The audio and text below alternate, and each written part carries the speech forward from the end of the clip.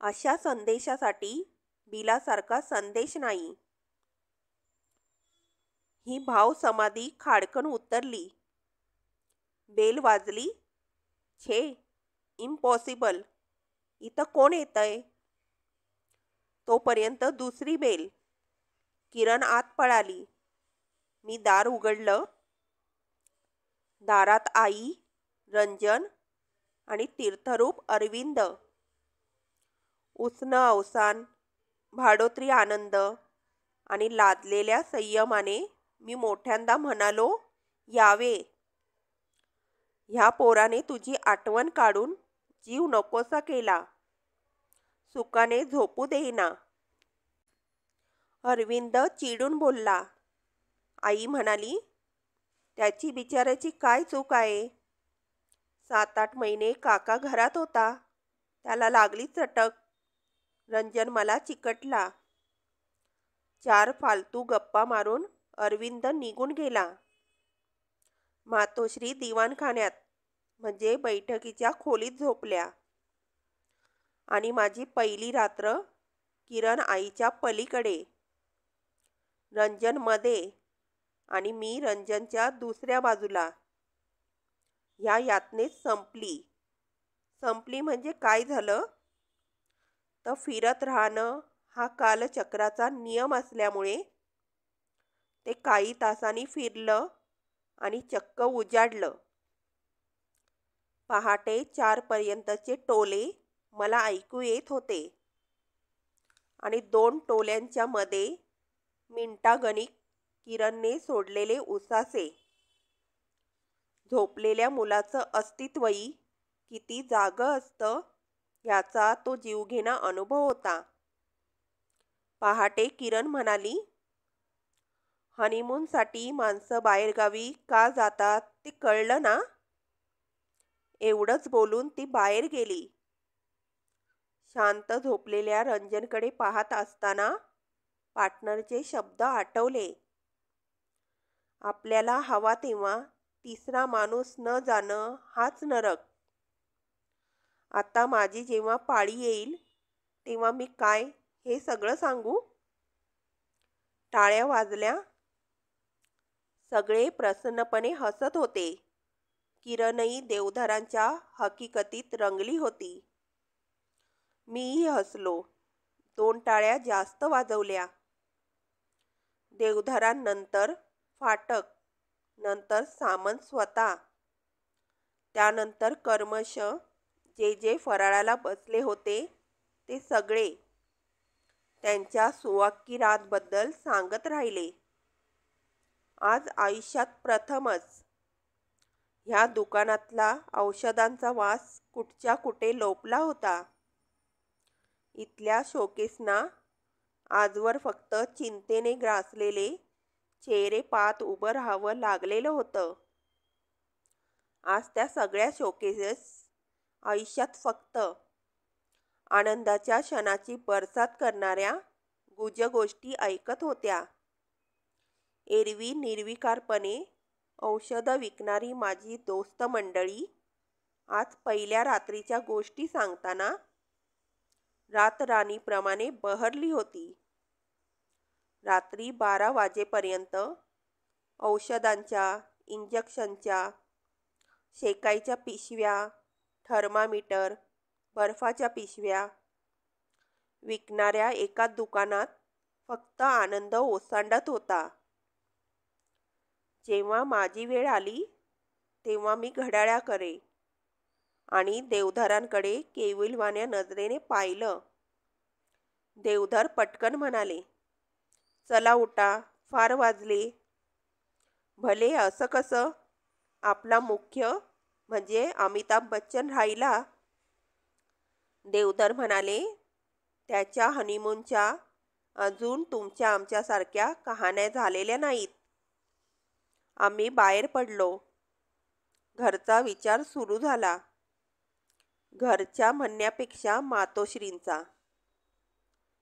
परमपूज्य मातोश्री, काल माझ्या हातात 500 रुपये, किरणच्या हातात बांगड्या घालणारी, तुमच्याशिवाय मला कोणी नाही असं म्हणणारी आई आणि रात्री अचानकपणे दारात नातवासहित येणारी आई. अरविंदच्या वेळी त्याला एकांत मिळावा म्हणून फंक्शनकडे झोपायला जाणारी आई. माझ्या बाबतीत मात्र माझा असलेला एकांत घालवायला येणारी आई. खरंच असं का? त्याहीपेक्षा स्वतःच्या कातडीला धक्का लागू न देणारा अरविंद एवढा बेशरम. आईला सोबत येताना ह्या पाजी माणसाला काही वाटू नये. ह्या 3 माणसांचं हे स्वरूप पाहून किरणला काय वाटलं असेल? तिच्या माझ्या आजवरच्या भेटीत मी माझ्या माणसांचा विषय कटाक्षाने टाळला होता. ह्या थोर मंडळींनी मात्र पहिल्याच दिवशी प्रताप दाखवला. सकाळी उठल्या उठल्या आई म्हणाली, रात्रभर जागी आहे. का? काय सांगू आता? एकतर नेहमीची उशी नाही आणि जागा नवी. रात्रभर वाटत होतं आपण कुठल्या कुठं येऊन पडलोत. किरणने विचारलं, हेही आपलंच घर नाही का? आपलं तर आहे, हक्काने नाही का आले? तसं 100दा वाटलं की कुठे लगेच तुमच्या माठोपाठ यायचं. पण रंजनचा सूर काही केला थांबेना. मला मेल्या त्या गाड्याही कळत नाहीत. अरविंदला कंटाळा नाही, पण तब्येत बरी नव्हती. पण तसा उठला. आई आंघोळीला जाताच किरण म्हणाली, आपण असेच आटपून सटकूया. कुठं जायचं? इथून बाहेर पडू मग ठरवू. तिला काय सांगू? नोकरी. विश्वास नाही बसायचा. आपण सगळंच जगावेगळं केलंय, त्याप्रमाणे रजाई घेतली नाही म्हणून सांगायचं. चालेल. आई आंघोळीहून आली तेव्हा आमची इतर कामं घाईघाईने चालल्याचं तिनं पाहिलं. हे काय, तुमची ही पळापळ कसली? हे काय, तुमची ही पळापळ कसली? तिच्याकडे न बघता मी म्हणालो, कामावर जायचंय. मी आले म्हणून चाललात की काय? कारण मी आंघोळीला गेले तोपर्यंत तुम्ही चांगले शांत होतात. आई भलतंच काय? मला सांगायचं कालच. मी तशी अरविंद बरोबर गेले असते मग. वा, तुमचं घर हे. भूतासारखी एकटी करू काय इथं? असं म्हणून तिची नेहमीची वाक्य सुरू झाली. काय करायचंय? मी किरणला खुणेने विचारलं. तोंडावर बोट ठेवून तिने मला गप्प राहायची खूण केली. ती खूण मला समजली नसेल असं वाटून पुन्हा ती संधी साधून हळूच म्हणाली, त्यांना बडबडून दे. ती जाईल. कुठे जात नाहीत. इथं विरजण घालायला आल्या आहेत. तशा कशा जातील? घरातून बाहेर पडलो, पण जाणार कुठे? प्रथम गेटवे ऑफ इंडियावर जायचं ठरवलं. गेटवेवर एवढ्या सकाळी येण्याची ही पहिलीच वेळ होती. काय करावं हे कळत नव्हतं. आयुष्यात प्रथमच दिवस किती मोठा असतो हे कळणार होतं. अख्ख्या मुंबईने एव्हाना घेतलेली विलक्षण गती. रिकामे आम्ही दोघं. पण नाही. ह्या गोंगाटात सावली शोधून इथंही काही महाभाग शांत झोपले होते. गतिमान मुंबई, गतिशून्य झोपलेले हे जीव, आणि मध्ये मी असा अगतिक. हे लाजलेलं फिरणं मला कोणता आनंद देणार होतं? ही आजची सकाळ खरं म्हणजे डोळ्यात जागरण आणि डोक्यात बेहोशी घेऊन लोळत पडायची. मिठीत किरण. त्याऐवजी आम्ही गेटवेवर. संध्याकाळी घरी परतताना मी किरणला विचारलं, बाहेर जेवायचं का? आईसाठी पण काहीतरी घेऊन जाऊ. नको, त्यांना कुकर लावून ठेवायला सांगितलं आहे. घरी जाऊन बाकीचं करायचं आहे. घरी गेलो तर आई गप्प. मी काहीच घडलं नाही असं दर्शवीत विचारलं, काय केलंस दिवसभर? भूतासारखी हिंडते ब्लॉकभर. इथं कुणाच्या ओळखी नाहीत, पाळखी नाहीत. आता होतील ना? छे रे, मला आपली उद्या पोचती कर. असं कसं म्हणतेस? तुम्ही दोघं गेलात की हे असे ह्या वेळेला उगवणार. माझं इथं काही कमी जास्त झालं तर हे एवढंसं पोरगं काय करील? असंच वाटत होतं दिवसभर. मी गप्प बसलो. वातावरण मोकळं करायचे माझे प्रयत्न साफ फसले होते. तेवढ्यात स्वयंपाकघराची पाहणी करून आलेल्या किरणने विचारलं, कुकर नाही लावला? नाही लावला. मला मेलीला काही कळेच ना. डाळ कुठली, तांदूळ कशातले, कोणत्या डब्यात काय, पत्ता लागेना. पोरगं भुकेने कळवळलं. पण तोंडात टाकायला घरात काहीच नाही. दूध होतं घरात, पण म्हटलं हिला घेतलेलं चालतं की नाही. मी मध्येच म्हणालो, आई काहीतरी काय बोलतेस? तसं नाही रे, पण नव्या जागेत गोंधळ उडतो. मला अशीच भिवून भिवून जगायची सवय पडली. तेव्हा का वगैरे काही विचारू नकोस. मग केलं थोडं धाडस. जिने उतरत पाट्या वाचत गेले खाली. खोपकर आडनाव पाहून दार वाजवलं. माणसं सज्जन होती. त्यांच्या मुलाने दिलं काहीतरी रंजनला आणून. खोपकरांच्या म्हणाल्यास तरी तुम्हाला नव्या जागेत टाकून गेली तरी कुठं दोघं? मी पुन्हा गप्प बसलो. किरणने पुन्हा रात्री विचारलं, त्या घरी सगळं स्वतः करतात ना हो ह्या? मग इथं का पेटके येतात? मी मलाच येऊ पाहणाऱ्या पेटक्यांच्या काळजीत. नको झालं, नको झालं असं म्हणत म्हणत मातोश्रींनी मुक्काम हलवला. चौथ्या दिवशी मी आमच्याच बरोबर बाहेर पडली. आईला घरापर्यंत मी सोडायचं.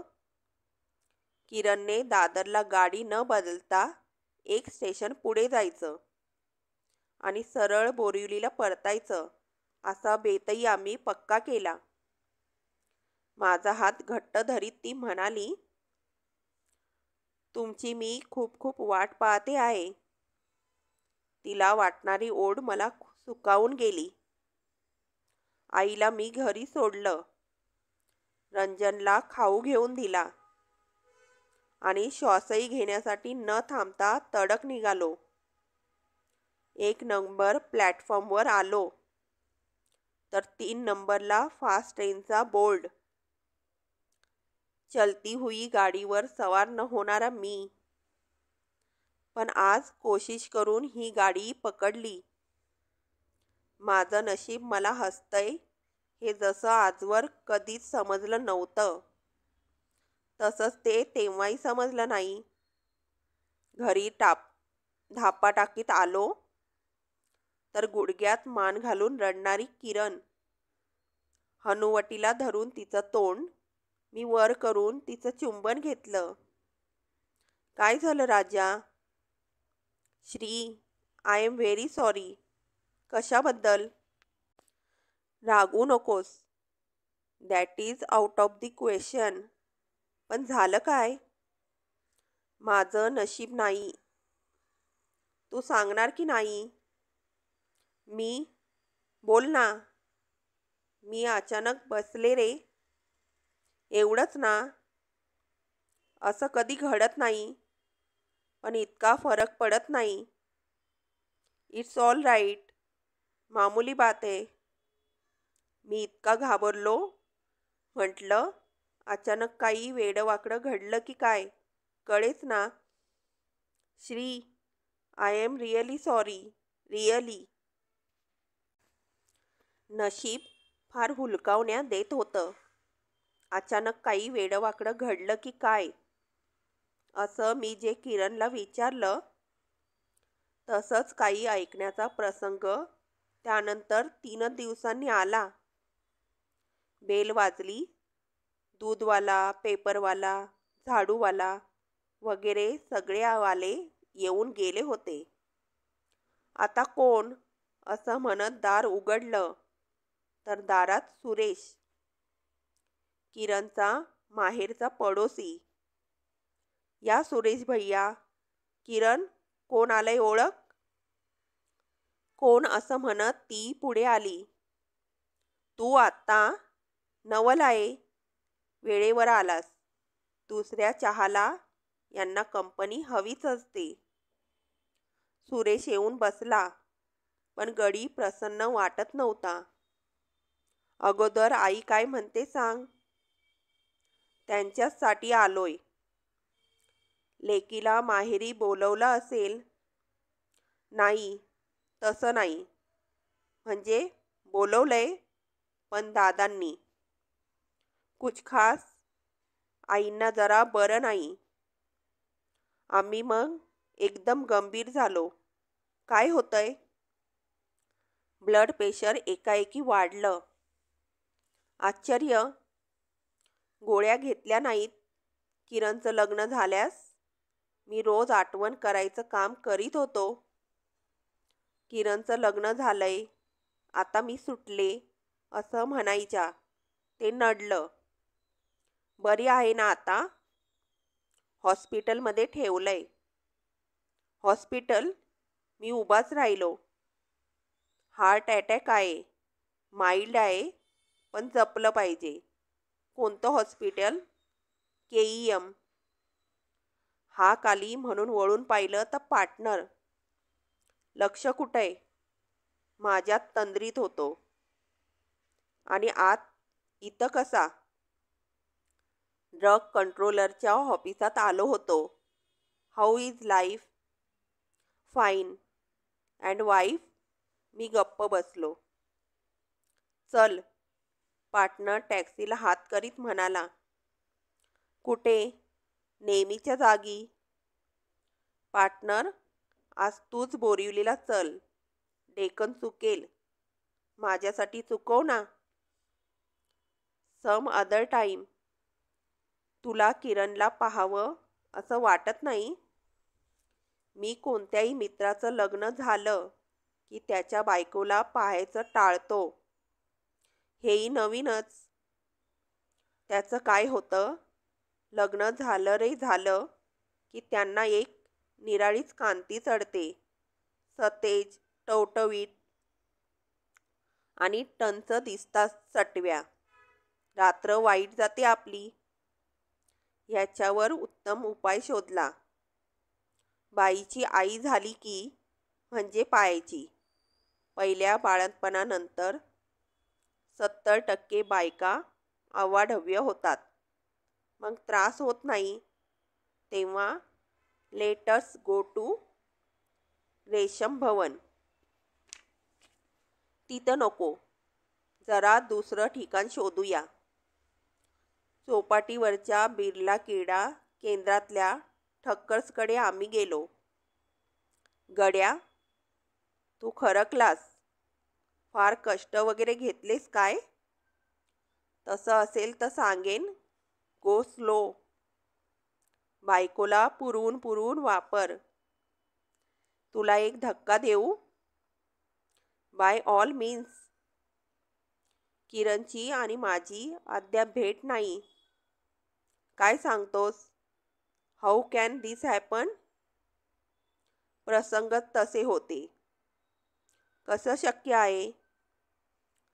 पहिल्या 4 दिवसात आमच्या दोघांमध्ये रंजन होता. का म्हणून? मातोश्रींची कृपा. त्यानंतर बाईसाहेबांचा तांब्या पालता आणि तो तांब्या सरळ व्हायच्या आत काय झालं? Kiran lost her mother. अरे रे, कशानं? Heart attack. Oh so sorry. Kiran कुठे आहे? गेले 14 दिवस दादांच्या घरी. Oh poor old man. असं वाटतं आपल्याला, पण पार्टनर, खरा संयमी माणूस पाहायचा असेल तर दादांना बघ. बायको गेली. क्षणभरही ते विचलित झाले नाहीत. सगळे अंत्यसंस्कार नुसतेच शांतपणे पार पाडले असं नाही, तर उत्तरक्रिया सांगणाऱ्या गुरुजींबरोबर गृहस्थ स्वतः मंत्र म्हणत होता. वाकला नाही, लवला नाही, द्रवला नाही. एखाद्या क्षणी कोसळले. मी त्यांना सावरलं असं मला म्हणता येईल असं 14 दिवसात एकदाही घडलं नाही. रिअली ग्रेट, पार्टनर म्हणाला. खरंच ग्रेट. योगीच तो. चल आपण जाऊया, पार्टनर एकाएकी म्हणाला. कुठे? डेक्कन चुकू दे. मी किरणला भेटायला येतो. आज नको. का? तू मला फार फार यायला हवा आहेस, पण ह्या कारणाने नको. आणि किरणच्या घरी नको. प्रथम तू तुझ्या घरी चल. माझं घर? बोरिवलीला आहे, तिथं चल. तुझा नियम मोड. किरणला भेट. तुझ्या किती रात्री बर्बाद होऊ देत, पण किरणला आत्ताच बघ. म्हणजे मी एवढा पागल का झालो होतो ते कळेल. येईल, पण आज नको. आज तुम्ही एकमेकांना मनसोक्त भेटा. That depend on her mood. पार्टनरने खिशातून पेन काढलं. काय करतोस? भाभींना एक चिठ्ठी देतो. वेटरने आणलेल्या बिलाच्या मागे मजकूर लिहून पार्टनरने माझ्या हातात ठेवला. माझं सुख हंड्या झुंबर टांगलं. माझं सुख तळघरात कोंडलं. बहिणा येस. इतका चांगला संदेश बिलाच्या कागदावर उगीच लिहिलास? थांब, मी दुसरा कागद आणतो. हाच मजकूर पुन्हा लिही. पार्टनर म्हणाला. अशा संदेशासाठी बिलासारखा कागद नाही. असं कसं? माणूस नुसता काव्यावर जगत नाही. मागची बाजू व्यवहाराचीच. आणि एखाद्या अरसिक हेड क्लार्कने म्हण चालेल, तोही साधा नव्हे. अकाउंटंट किंवा ऑडिटमधला. तेच. तशा माणसाने अगोदर बिलाचीच बाजू पाहिली तर कागद फिरवून सांगायचं, व्यवहारापलीकडे जगात खूप इतर आनंद आहेत, नया पैशात मांडता न येणारे. किरणच्या घरी आलो तर भगव्या कपड्यात दादा. ते नेहमीच्या संत शांत स्वरात म्हणाले. आलात? थांबलोच होतो. किरणला घेऊन चला. पुरुषार्थाने संसार करा. सुखदुःखे समे कृत्वा. ह्या भावनेने जितकं झेलाल तेवढं तरुण जाल. सुखदुःखाचा वर्षाव सुस्तावतो. दुःखाने जागृत राहतो. सौख्याने तो सर्वत्र पळत राहतो. दुःखाने तो स्थिर होतो. सौख्य बाहेर पाहायला लागलं, दुःख आत पाहायला शिकवतं. कृष्णाकडे दुःखाची मागणी करणाऱ्या कुंतीची भूमिका तुम्ही तुमच्या सौभाग्यवतीला समजावून सांगा. मी जड स्वरात म्हणालो. तो अधिकार दुःखावर मात केलेल्याचाच आहे, खचलेल्याचा नाही. पाहू पुढे कधी सवड सापडली तर. किरण कासावीस वेवत म्हणाली, याचा अर्थ काय दादा? न बोलता यज्ञोपवीताची किल्ली काढून त्यांनी किरणच्या हातात ठेवली. तुझ्या पाशातून जावईबुवांनी मुक्त केलं. संसाराच्या बंधनातून तुझ्या आईने सोडवलं. मी निघालो. मी येतो म्हणालो नाही. निघालो म्हणालोय. मला थांबवू नकोस. आम्ही दोघं खाली वाकलो. मागे वळून न पाहता दादा चालत राहिले.